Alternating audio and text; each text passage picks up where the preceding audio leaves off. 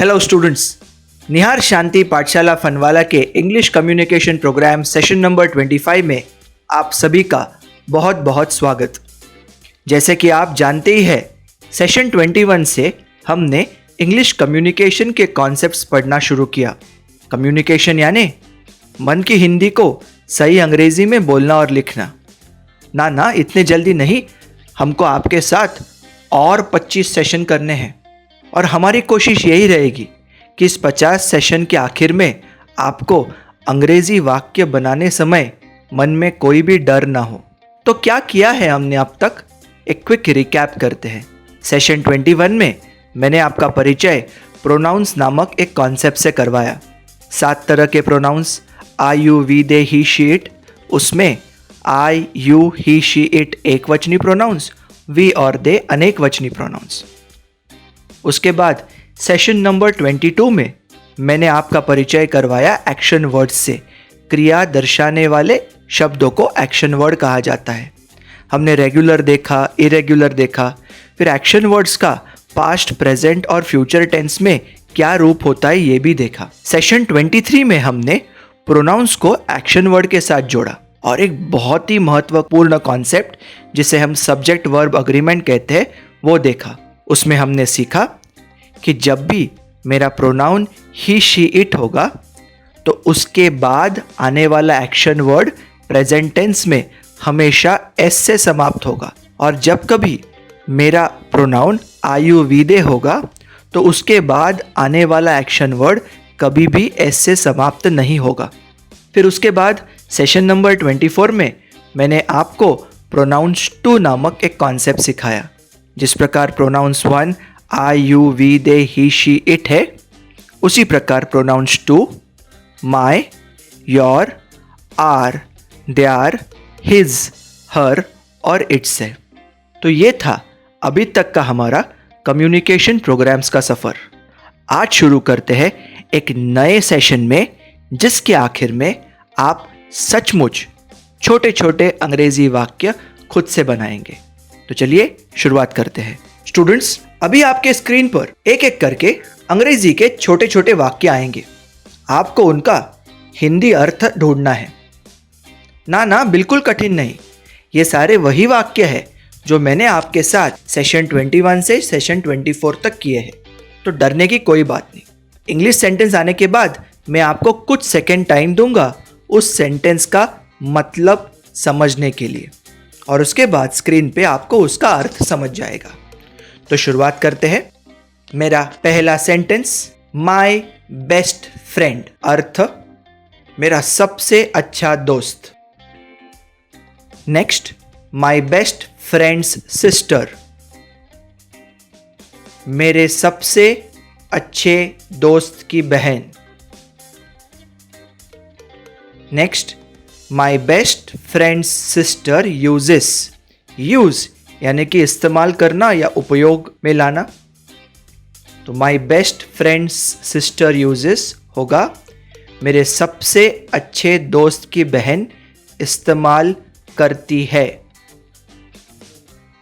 आखिरी वाक्य, my best friend's sister uses a computer, अर्थ मेरे सबसे अच्छे दोस्त की बहन एक कंप्यूटर इस्तेमाल करती है। स्टूडेंट्स, मैंने आपके साथ अभी जो 4 सेंटेंसेस किए जिसका आपने हिंदी अर्थ ढूंढा, अभी इन्हीं 4 सेंटेंसेस पे मैं और एक एक्सरसाइज आपको देने वाला हूं। याद है, मैंने आपको कहा था अंग्रेजी में कितना भी बड़ा वाक्य क्यों ना हो, अगर उसमें एक्शन वर्ड है तो एक्शन वर्ड उस सेंटेंस का काल डिसाइड करता है। तो हमारा जो आखिरी वाला इंग्लिश सेंटेंस था वो क्या था? माई best friend's sister uses a computer. इसमें यूज ये है एक्शन वर्ड, और क्योंकि यूजेस ये प्रेजेंट टेंस का एक्शन वर्ड का रूप है, इसलिए ये पूरा सेंटेंस बन गया प्रेजेंट टेंस। अभी स्टूडेंट्स ध्यान से सुनो, मुझे इस प्रेजेंट टेंस के वाक्य को पास्ट टेंस में बदलना है, तो मैं सिर्फ एक्शन वर्ड का काल चेंज करूंगा। तो यूज और यूजेस का पास्ट टेंस क्या होता है? सही, यूज्ड। तो यही सेंटेंस मेरा पास्ट टेंस में क्या बनेगा? My best friend's sister used a computer. और स्टूडेंट्स, अगर मुझे यही सेंटेंस फ्यूचर टेंस में बनाना होगा तो मैं क्या करूंगा? सही जवाब, यूज या यूजेस का जो फ्यूचर टेंस होता है वो क्या होता है? Will use. तो इस सेंटेंस का फ्यूचर बनेगा my best friend's sister will use a computer. Students, next set of sentences आपके स्क्रीन पर। पहला वाक्य, योर कैट, अर्थ तुम्हारी बिल्ली। अगला सेंटेंस, योर व्हाइट कैट, अर्थ तुम्हारी सफेद बिल्ली। Next sentence, your white cat drinks, अर्थ तुम्हारी सफेद बिल्ली पीती है। आखिरी sentence, your white cat drinks milk. तो इसका अर्थ क्या होगा? बिल्कुल सही, तुम्हारी सफेद बिल्ली दूध पीती है। ये last sentence, your white cat drinks milk, का टेंस क्या है? इस सेंटेंस में एक्शन वर्ड है ड्रिंक्स, इसलिए ड्रिंक्स का जो टेंस वही पूरे वाक्य का टेंस। एस से समाप्त होने वाला एक्शन वर्ड केवल प्रेजेंट टेंस में आता है, इसलिए ये पूरे वाक्य का टेंस है प्रेजेंट टेंस। इस टेंस को अभी आप पास्ट में चेंज कीजिए, तो मुझे सिर्फ ड्रिंक्स का पास्ट टेंस लेके आना होगा जो कि है ड्रैंक। तो सेंटेंस बनेगा your white cat drank milk. इसका अगर मुझे फ्यूचर बनाना होगा तो मैं सिर्फ ड्रैंक का फ्यूचर यानी your white cat will drink milk. अगला सेट ऑफ सेंटेंसेस आपके स्क्रीन पर। पहला वाक्य, आर मैटरनल अंकल, अर्थ हमारे मामा। Next sentence, our maternal uncle reads, अर्थ हमारे मामा पढ़ते हैं। Next sentence, our maternal uncle reads a book, a यानी कि एक। तो इस वाक्य का अर्थ क्या होगा? हमारे मामा एक पुस्तक पढ़ते हैं। Our maternal uncle reads a book, इस सेंटेंस का टेंस क्या होगा? मैंने आपको बताया है कि सेंटेंस का टेंस तय करने की क्षमता उस सेंटेंस के एक्शन वर्ड पर है। तो अगर एक्शन वर्ड प्रेजेंट टेंस में हुआ तो पूरा सेंटेंस प्रेजेंट टेंस में होगा। हमारा एक्शन वर्ड है रीड्स। एस से समाप्त होने वाला एक्शन वर्ड केवल प्रेजेंट टेंस में आता है, इसलिए इस वाक्य का टेंस है प्रेजेंट टेंस। इसका पास्ट करने के लिए मुझे सिर्फ रीड्स इस शब्द को चेंज करना होगा। उसका पास्ट होता है रेड, स्पेलिंग READ ही रहता है। तो पास्ट टेंस का सेंटेंस बना our maternal uncle read a book. Future के लिए मैं रीड्स को ही चेंज करूंगा जो कि बन जाएगा विल रीड। तो फ्यूचर टेंस का मेरा सेंटेंस बनेगा our maternal uncle will read a book. Next set of sentences आपके स्क्रीन पर।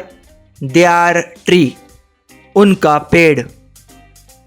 Next, their tree gives, उनका पेड़ देता है। Next, their tree gives fruits, fruit यानी कि फल। अनेक वचन होगा, अगर अनेक फल होंगे तो उसे अंग्रेजी में फ्रूट्स कहते हैं। तो इस सेंटेंस का अर्थ बनेगा उनका पेड़ फल देता है। Their tree gives fruits, इस सेंटेंस का टेंस क्या होगा? इस सेंटेंस का टेंस वो होगा जो इस सेंटेंस के एक्शन वर्ड का टेंस होगा। एक्शन वर्ड गिव एस से समाप्त हो रहा है जो कि सिर्फ प्रेजेंट टेंस में हो सकता है, इसलिए इस सेंटेंस का टेंस हुआ प्रेजेंट टेंस। अगर मुझे इस सेंटेंस का टेंस बदलना हो तो केवल एक ही शब्द का टेंस बदलना होता है। गिव का पास्ट टेंस होता है गेव, तो इस सेंटेंस को हम पास्ट टेंस में लिखेंगे their tree gave fruits. और इस सेंटेंस को हम फ्यूचर टेंस में लिखेंगे their tree will give fruits. Next set of sentences आपके स्क्रीन पर। हिज मदर, उसकी माँ। हिज मदर मेक्स, उसकी माँ बनाती है। Next sentence, his mother makes candles. Candle यानी कि मोमबत्ती, एक हो तो कैंडल, अनेक हो तो कैंडल्स। मोम को अंग्रेजी में वैक्स कहते हैं, WAX, और मोमबत्ती को कहते हैं candle. His mother makes candles का हिंदी अर्थ होगा उसकी माँ मोमबत्तियाँ बनाती है। आखिरी सेंटेंस का टेंस क्या होगा? जो उसके एक्शन वर्ड का टेंस होगा। एक्शन वर्ड है मेक्स, मेक्स प्रेजेंट टेंस, इसलिए सेंटेंस भी प्रेजेंट टेंस। इस सेंटेंस को पास्ट करने के लिए हमें सिर्फ एक्शन वर्ड को पास्ट करना होगा। मेक या मेक्स का पास्ट टेंस होता है मेड, तो इस सेंटेंस को पास्ट टेंस में हम लिखेंगे हिज मदर मेड कैंडल्स। और इसी को अगर हमें फ्यूचर टेंस में लिखना है तो हम मेक या मेक्स का फ्यूचर टेंस करेंगे विल मेक, तो वाक्य बनेगा his mother will make candles. Next set of sentences आपके स्क्रीन पर। हर फादर, उसके पिताजी। हर ओल्ड फादर, ओल्ड का मतलब होता है पुराना या फिर बूढ़ा या फिर वृद्ध। अगर वस्तु होती तो हम पुराना कहते, किंतु यहाँ पर मैं एक व्यक्ति के बारे में बात कर रहा हूँ, उसके पिताजी के बारे में, इसलिए मैं वृद्ध ये शब्द का इस्तेमाल कर सकता हूँ। तो हर ओल्ड फादर बन जाएगा उसके वृद्ध पिताजी। Her old father teaches, teach यानी पढ़ाना। हर ओल्ड फादर टीचेस का अर्थ बनेगा उसके वृद्ध पिताजी पढ़ाते हैं। अगला sentence, her old father teaches maths, उसके वृद्ध पिताजी गणित पढ़ाते हैं। जो आखिरी सेंटेंस है her old father teaches maths, इसका टेंस क्या होगा? बिल्कुल सही, इसका टेंस होगा जो कि एक्शन वर्ड का टेंस है। इस सेंटेंस में एक्शन वर्ड है टीचेस। एस से समाप्त होने वाला एक्शन वर्ड केवल प्रेजेंट टेंस में आता है, इसलिए इस वाक्य का काल भी वर्तमान यानी कि प्रेजेंट टेंस है। इस वाक्य को अगर मुझे पास्ट करना है तो मैं टीचेस का पास्ट रूप यानी टॉट, TAUGHT, तो मेरा पास्ट टेंस का वाक्य होगा her old father taught maths. और इसी का अगर मुझे फ्यूचर करना होगा तो वो वाक्य बनेगा her old father will teach maths. Next set of sentence आपके स्क्रीन पर। हर डॉटर, उसकी बेटी। हर डॉटर ओपन्स, ओपन यानी खोलना, तो हर डॉटर ओपन्स का अर्थ होगा उसकी बेटी खोलती है। हिज गिफ्ट्स, गिफ्ट यानी कि उपहार या भेंट वस्तु। अगर एक उपहार हो तो गिफ्ट, और अगर अनेक उपहार हो तो गिफ्ट्स। यहाँ पे मैंने लिखा है हिज गिफ्ट्स, उसके उपहार। ऑल हिज गिफ्ट्स, उसके सारे उपहार। अगला वाक्य, her daughter opens all his gifts, उसकी बेटी उसके सारे उपहार खोलती है। Last sentence, her daughter opens all his gifts का टेंस क्या होगा? टेंस वही होगा जो इस सेंटेंस के एक्शन वर्ड का टेंस है। एक्शन वर्ड ओपन्स एस से समाप्त हो रहा है। एस से समाप्त होने वाला एक्शन वर्ड केवल प्रेजेंट टेंस ही होता है, इसलिए इस पूरे वाक्य का काल है वर्तमान यानी कि प्रेजेंट टेंस। पास्ट करने के लिए सिर्फ एक्शन वर्ड का टेंस बदलना है, तो वो बन जाएगा her daughter opened all his gifts. और फ्यूचर के लिए मुझे ओपन्स का फ्यूचर यानी कि विल ओपन करना होगा, तो ये वाक्य बन जाएगा her daughter will open all his gifts. Next set of sentences आपके स्क्रीन पर। पहला सेंटेंस है माई स्टूडेंट्स, अर्थ मेरे विद्यार्थी। अगला वाक्य ऑल माई स्टूडेंट्स, अर्थ मेरे सारे विद्यार्थी।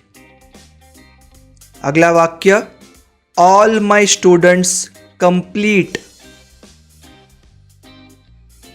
मेरे सारे विद्यार्थी पूर्ण करते हैं देयर होमवर्क, उनका गृहपाठ या फिर घर का अभ्यास। मेरा पूरा वाक्य है all my students complete their homework, मेरे सारे विद्यार्थी उनका गृहपाठ पूर्ण करते हैं। इस सेंटेंस का टेंस क्या होगा? इस सेंटेंस का टेंस वही होगा जो इस सेंटेंस के एक्शन वर्ड का होगा। कंप्लीट एक्शन वर्ड होने के चलते ये सेंटेंस प्रेजेंट टेंस है। इसका अगर मुझे पास्ट करना हो तो मैं कंप्लीट का पास्ट रूप देखूंगा जो कि है कंप्लीटेड, तो ये वाक्य पास्ट टेंस में बनेगा all my students completed their homework. और इसी वाक्य को अगर मुझे फ्यूचर टेंस में लाना होगा तो मैं कंप्लीट का फ्यूचर रूप विल कंप्लीट लूंगा और मेरा वाक्य बनेगा all my students will complete their homework. Students, अब तक हमने जो देखा वो इंग्लिश वाक्यों का हिंदी अर्थ देखा।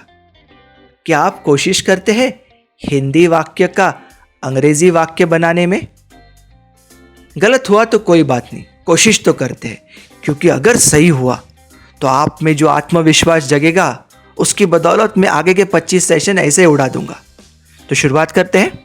अब मैं हिंदी वाक्य दूंगा। हाँ, आप ध्यान से देखिए, बिल्कुल कठिन नहीं है, जो पढ़ाया है उसी के आधार पर पूछूंगा। मेरा पहला वाक्य है मेरा मित्र। इसका इंग्लिश क्या होगा? बिल्कुल सही, माई फ्रेंड। नेक्स्ट, मेरा सबसे अच्छा मित्र। सबसे अच्छे को क्या कहते हैं? बेस्ट। तो मेरा इंग्लिश वाक्य बनेगा माई बेस्ट फ्रेंड। अब ध्यान दीजिए, मेरा सबसे अच्छा मित्र बोलता है। बोलने को अंग्रेजी में कौन सा एक्शन वर्ड है? स्पीक। अब बोलता है यानी कि वर्तमान काल है, तो वर्तमान काल में स्पीक भी हो सकता है और स्पीक्स भी हो सकता है। अब हम कैसे तय करेंगे मैं किसके बारे में बोल रहा हूं? मेरे सबसे अच्छे मित्र के बारे में। वो एक वचन है या अनेक? एक वचन। एक वचन तो ही भी हो सकता है, शी भी हो सकता है, बट कोई फर्क नहीं पड़ता, क्योंकि ही भी रहे या शी भी रहे, मेरा स्पीक एस से समाप्त होगा। तो मेरा सबसे अच्छा मित्र बोलता है का इंग्लिश वाक्य बनेगा माई बेस्ट फ्रेंड स्पीक्स। अगला हिंदी वाक्य, मेरा सबसे अच्छा मित्र मराठी बोलता है, तो इसका इंग्लिश बनेगा my best friend speaks Marathi. और एक देखते हैं, मजा आ रहा है ना? पहला हिंदी वाक्य, तुम्हारा बेटा। इंग्लिश अर्थ क्या बनेगा? तुम यानी कि यू, तो तुम्हारा क्या होता है? बिल्कुल सही, योर। तुम्हारा बेटा अंग्रेजी में होगा योर सन। अगला वाक्य, तुम्हारा बेटा जवाब देता है। जवाब देने को अंग्रेजी में कहते हैं आंसर। अभी जवाब देता है मतलब वर्तमान काल है ना, तो आंसर वर्तमान काल में आंसर भी होता है और आंसर्स भी होता है। कैसे ढूंढेंगे? एकदम आसान। मैं मेरे हिंदी वाक्य में किसके बारे में बोल रहा हूं? तुम्हारे बेटे के बारे में। तुम्हारा बेटा पुरुष, एक ही बेटे के बारे में बोल रहा हूं, तो बन जाएगा ही, और ही के साथ आने वाला एक्शन वर्ड हमेशा एस से समाप्त होता है। तो तुम्हारा बेटा जवाब देता है का इंग्लिश आंसर होगा योर सन आंसर्स। अगला वाक्य, मेरा प्रश्न, माई क्वेश्चन। अगला वाक्य मेरा पूरा हिंदी वाक्य है, तुम्हारा बेटा मेरे प्रश्न को जवाब देता है। इसका इंग्लिश क्या बनेगा? कोशिश कीजिए। इसका इंग्लिश बनेगा your son answers my question. चलिए, जिस किसी का भी ये आंसर एकदम राइट आया है वो अपने आप को पीठ पर थोड़ी शाबाशी दे दीजिए। चलिए और एक सेट हिंदी टू इंग्लिश करते हैं, ओके? क्योंकि मुझे ही बहुत मजा आ रहा है। नेक्स्ट सेट का पहला सेंटेंस है उसके पिताजी। अभी आप सोचोगे लड़की के पिताजी या लड़के के पिताजी, तो आपकी सहूलियत के लिए मैं बोल रहा हूं, मैं किसी लड़के के पिताजी के बारे में बोल रहा हूं। लड़का उसके पिताजी के बारे में, उस लड़के के पिताजी के बारे में। तो उसके पिताजी का अंग्रेजी अर्थ होगा हिज फादर। अगला वाक्य, उसके पिताजी ने आशीर्वाद दिया। आशीर्वाद देने को इंग्लिश में हम कहते हैं ब्लेस। आशीर्वाद दिया यानी भूतकाल, ब्लेस का भूतकाल का रूप है ब्लेस्ड, ये रेगुलर एक्शन वर्ड है। तो मेरे हिंदी वाक्य का इंग्लिश क्या होगा? His father blessed. अगला हिंदी वाक्य, मेरे दोस्त। मेरे दोस्त का इंग्लिश बनेगा माय फ्रेंड्स। अगला हिंदी वाक्य, मेरे सारे दोस्त। मैं चाहता हूं आप यहां पे थोड़ा ध्यान दीजिए। मेरा हिंदी वाक्य क्या है? मेरे सारे दोस्त। लेकिन जब इसका इंग्लिश बनेगा तब माय ऑल फ्रेंड्स नहीं बनेगा, बनेगा ऑल माय फ्रेंड्स। तो ये चौथे वाक्य पर जरा ध्यान दीजिए। हिंदी का मेरे सारे दोस्त अंग्रेजी में बना ऑल माय फ्रेंड्स। अगला हिंदी वाक्य, उसके पिताजी ने मेरे सारे दोस्तों को आशीर्वाद दिया। अभी आप ही बताइए, पहले 4 के आंसर्स के आधार पर इस बड़े वाक्य का अंग्रेजी अर्थ क्या होगा? अंग्रेजी वाक्य बनेगा his father blessed all my friends. Students, आप में से जिस किसी का भी ये पूरी तरह से राइट आया है ना, तो मैं चाहता हूं कि आप थोड़े खुश हो और खुद के पीठ पर शाबाशी दो, और मैं भी 2 सेकंड आपकी खुशी में शामिल रहूंगा। इंग्लिश टू हिंदी और हिंदी टू इंग्लिश करने के बाद आज का सेशन समाप्त करने के पहले मैं एक छोटा सा लेकिन बहुत ही कॉमन कॉन्सेप्ट आपको सिखा के जाता हूं। तो शुरुआत करते हैं। इंग्लिश टू हिंदी द्वारा मैं आपको एक कॉन्सेप्ट सिखाता हूं। तो शुरुआत करते हैं नए सेट ऑफ सेंटेंसेस के साथ। सेंटेंस है दिस कैंडल। दिस यानी कि ये। अगर आप किसी ऐसे चीज के बारे में बोल रहे हो जो कि एक हो, एक, और आपके नजदीक हो, तो आप दिस इस शब्द का उपयोग करेंगे। दिस कैंडल मतलब ये मोमबत्ती। मैंने दिस क्यों किया? क्योंकि मैं एक मोमबत्ती के बारे में बात कर रहा हूं जो कि मेरे नजदीक है। अगला वाक्य, दिस कैंडल मेल्ट्स। अभी मेल्ट पिघलना भी होता है और पिघलाना भी होता है। यहां पे मैं पिघलाना का उपयोग करूंगा क्योंकि आगे वाले वाक्यों के अनुसार यहां पे पिघलाना होना चाहिए। तो दिस कैंडल मेल्ट्स का अर्थ होगा ये मोमबत्ती पिघलाती है। दैट आइस, आइस यानी कि बर्फ, दैट यानी कि एक बर्फ का टुकड़ा जो कि दूर है, जिसके ओर मैं उंगली दिखाकर आपको बता रहा हूं कि वो बर्फ का टुकड़ा। एक्चुअली बर्फ के टुकड़े को हम आइस क्यूब कहते हैं, पर यहां पे हम आइस ही कहेंगे। तो दैट आइस यानी वो बर्फ जो मुझसे दूर है और एक है। नेक्स्ट इंग्लिश सेंटेंस है this candle melts that ice. ये मोमबत्ती उस बर्फ को पिघलाती है। ये मोमबत्ती उस बर्फ को पिघलाती है।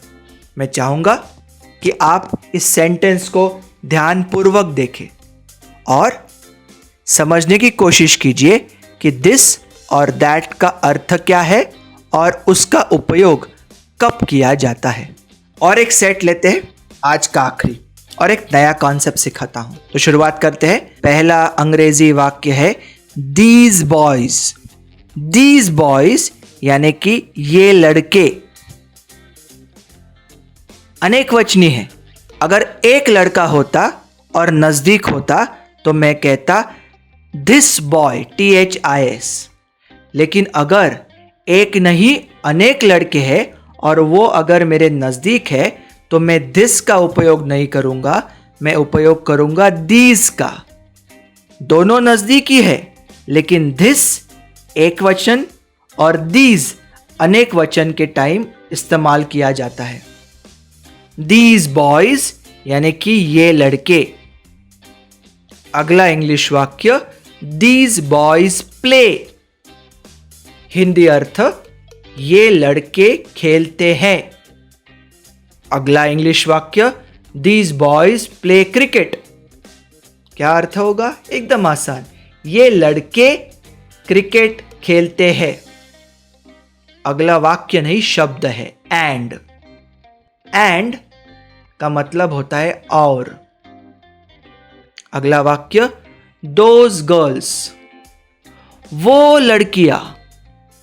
अगर एक लड़की होती दूर जिसकी ओर मैं उंगली दिखाकर आपको कहता कि मैं उस लड़की के बारे में बात कर रहा हूं तो मैं दैट का उपयोग करता। लेकिन जिनकी ओर मैं उंगली दिखाकर आपको बता रहा हूं वो एक लड़की नहीं अनेक लड़कियां हैं, इसलिए मैं दैट का उपयोग नहीं कर सकता, मुझे दोज का उपयोग करना पड़ता है। दोज गर्ल्स यानी वो लड़कियां। Next those girls learn. अर्थ वो लड़कियां सीखती है। Next those girls learn music. वो लड़कियां संगीत सीखती है। तो अब एक बहुत बड़ा वाक्य बनाने वाला हूं, ध्यान से पढ़िए। These boys play cricket and those girls learn music. तो मेरा हिंदी वाक्य क्या बनेगा? ये लड़के क्रिकेट खेलते हैं और वो लड़कियां संगीत सीखती है। सो स्टूडेंट्स, मजा आया ना? आज तो मुझे बहुत मजा आया। तो इसके साथ सेशन नंबर 25 को यही समाप्त करते हैं। अंग्रेजी में कहते हैं let's end it on a high. मतलब सब कुछ जब अच्छा चल रहा हो, आप खुश हो, मैं खुश हो, तब हम समाप्त कर देते हैं। तो सेशन नंबर 25 सिखाने में मुझे बहुत मज़ा आया। आपने आज भी अपना बहुमूल्य समय दिया, इसके लिए बहुत बहुत थैंक यू। सेशन नंबर 26 में एक नया कॉन्सेप्ट लेके आपके पास आने वाला हूँ। अगले समय मिलने तक आप सब अपना ख्याल रखिए। Take care and have fun.